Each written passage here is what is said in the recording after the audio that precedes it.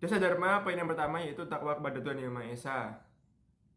Yang berarti bahwa kita sebagai seorang pramuka harus meyakini adanya Tuhan Yang Maha Esa. Artinya kita harus menjalankan perintah dan menjauhi segala larangan Tuhan Yang Maha Esa.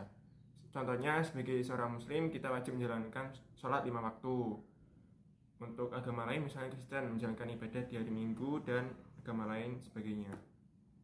Untuk implementasi terhadap Dasa Dharma ini sebagai seorang muslim contohnya kita melakukan sesuatu dengan diawali dengan mengucap bismillah, yaitu bismillahirrahmanirrahim.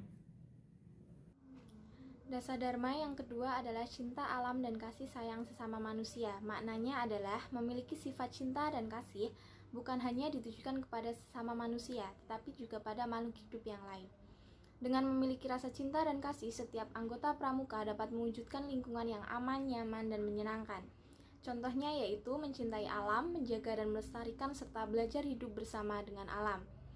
Menyayangi antar sesama, saling tolong-menolong, dan gotong royong. Poin ketiga Dasa Dharma yaitu patriot, asupa, dan kesatria. Apa yang dimaksudkan dalam poin ketiga ini, kita sebagai seorang pramuka yang juga seorang putra dari tanah air kita tercinta, harusnya memiliki sikap, perilaku, dan kepribadian yang halus terhadap hubungan kita kepada siapapun, terutama kepada mereka yang lebih tua dan dihormati.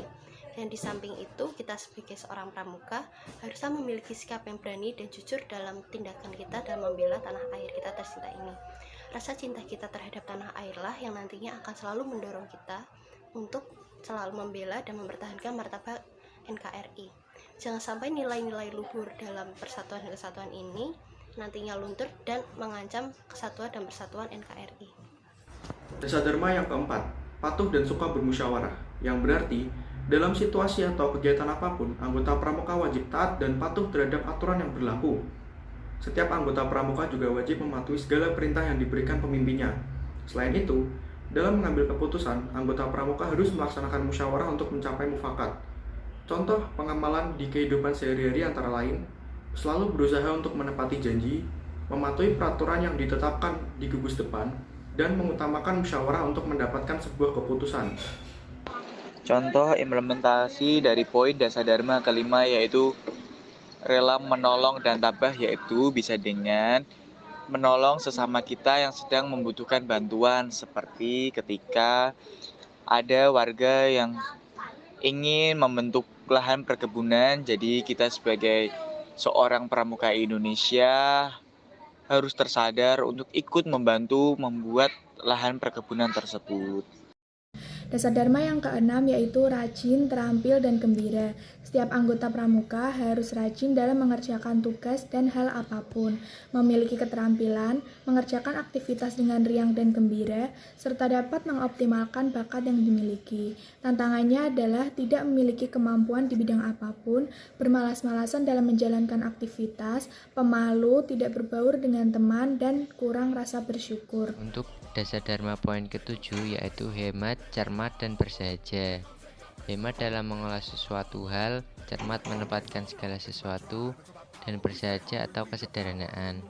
Pramuka harus terbiasa hemat dan cermat dalam memperhitungkan sesuatu serta tidak berlebihan dalam hal apapun sesuai dengan fungsi dan manfaatnya. Salah satu penerapan Dasa Dharma yang ketujuh ini adalah menyisakan uang saku untuk kemudian ditabung. Dasa Dharma yang ke-8 yaitu disiplin, berani, dan setia. Setiap anggota pramuka harus disiplin dalam menjalankan aktivitas apapun. Setiap anggota pramuka juga harus memiliki sifat berani dalam menegakkan kebenaran dan menentang kejahatan.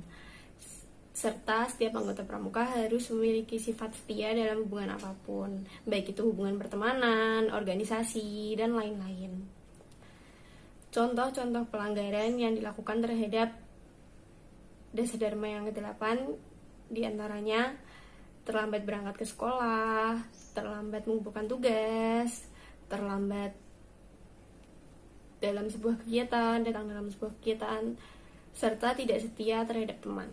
Oke, Dasa Dharma poin yang ke-9 yaitu bertanggung jawab dan dapat dipercaya. Artinya kita sebagai seorang pramuka harus dapat mempertanggungjawabkan segala perbuatan yang kita lakukan sehingga nantinya kita dapat dipercaya itu sendiri.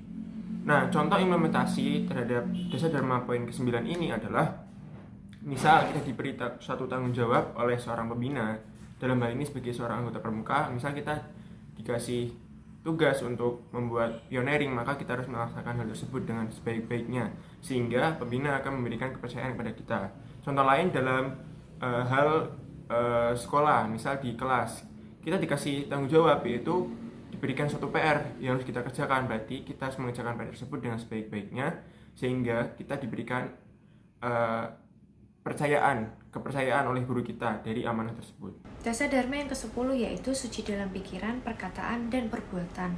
Setiap tingkah laku seorang pramuka diharapkan bisa menjadi suri tauladan bagi teman dan masyarakat umum. Sebagaimana pemikiran, lisan, dan tingkah laku harus sesuai nilai dan norma serta adat istiadat di masyarakat. Adapun tantangan yang harus dihadapi yaitu pemikiran buruk kepada orang lain, pemikiran kotor akan suatu hal, kalimat atau kata toksik, perkataan tidak pantas, hujatan dan hinaan kepada teman, perbuatan yang melanggar nilai dan norma masyarakat, serta tindakan semau sendiri tanpa memikirkan hati dan perasaan orang lain.